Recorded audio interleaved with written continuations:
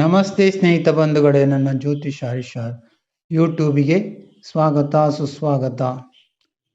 ವಿದೇಶ ಪ್ರಯಾಣ, ವಿದೇಶದಲ್ಲಿ ವಾಸ, ದೂರ ಪ್ರಯಾಣ,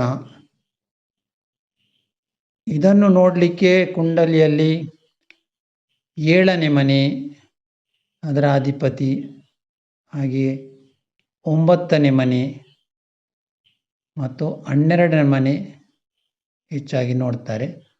9ನೇ ಮನೆ ವಿದೇಶ ಪ್ರಯಾಣವನ್ನು ಹೆಚ್ಚಾಗಿ ತೋರಿಸ್ತದೆ. 9ನೆಯ ಮನೆಗೆ ಅದರ ಅಧಿಪತಿಗೆ 4ನೇ ಮನೆಯ ಅಧಿಪತಿ 4ನೇ ಮನೆಗೆ ಸಂಬಂಧ ಇದ್ದರೆ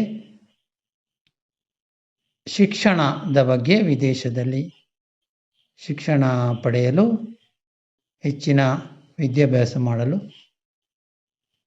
ಪ್ರವಾಸ ಅಥವಾ ಹೋಗಬೇಕಾಗ್ತದೆ, ವಿದೇಶ ಪ್ರಯಾಣ ಮಾಡಬೇಕಾಗ್ತದೆ. ಹಾಗೆ ಕರ್ಮಸ್ಥಾನದ 10ನೇ ಮನೆಯ ಸಂಬಂಧ 9ನೇ ಮನೆ ಅಧಿಪತಿಗಿದ್ದರೆ, ಅದು 10ನೇ ಮನೆ ಅಧಿಪತಿ 9ನೇ ಅಧಿಪತಿ ದೃಷ್ಟಿಯೆಲ್ಲ ಇದ್ದರೆ, ಜೊತೆಯಲ್ಲಿದ್ದರೆ ವೃತ್ತಿಗಾಗಿ ಅದರ ಸಂಬಂಧ ವಿದೇಶ ಪ್ರಯಾಣ ಮಾಡ್ತಾರೆ.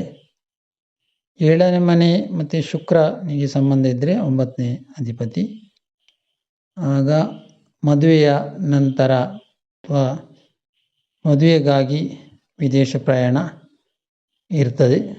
ಶುಕ್ರ ಸಂಗೀತ, ನಾಟ್ಯ, ಸಿನಿಮಾದ ಬಗ್ಗೆ ಕೂಡ ತಿಳಿಸ್ತದೆ. 9ನೇ ಮನೆಗೆ 6ನೇ ಮನೆ ಸಂಬಂಧ ಇದ್ದರೆ ಕೆಲಸ ಕಾರ್ಯಗಳಿಗಾಗಿ, ಪ್ರಾಜೆಕ್ಟ್ಗಾಗಿ ಕಳಿಸ್ತಾರೆ.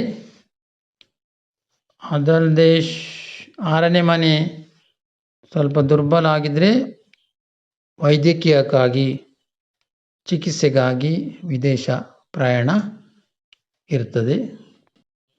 12 ಮತ್ತು 9ನೇ ಅಧಿಪತಿಗಳು ಪೀಡಿತರಾಗಿದ್ದರೆ ಕಳ್ಳ ಸಾಗಾಣಿಕೆ ಇಂಥ ಕೆಟ್ಟ ಕೆಲಸಗಳಿಗೆ ವಿದೇಶ ಪ್ರಯಾಣ ಮಾಡುತ್ತಾರೆ. ದೇಶದಿಂದ ಗಡೀಪಾರು ಅಥವಾ ಪಲಾಯನ ಮಾಡುವವರಿಗೆ 9ನೇ ಮನೆಗೆ 12, 8 ಸಂಬಂಧ ಇರ್ತದೆ. ಹಾಗೂ 6ನೇ ಮನೆಯ ಸಂಬಂಧ ಕೂಡ ಇರ್ತದೆ.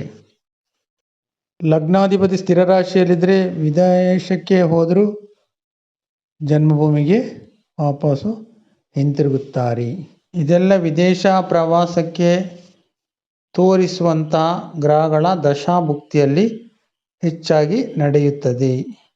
ರಾಹು ಕೂಡ ವಿದೇಶ ಪ್ರಯಾಣವನ್ನು ಸೂಚಿಸುವ ಗ್ರಹವಾಗಿದೆ ಅಥವಾ ಛಾಯಾಗ್ರಹವಾಗಿದೆ.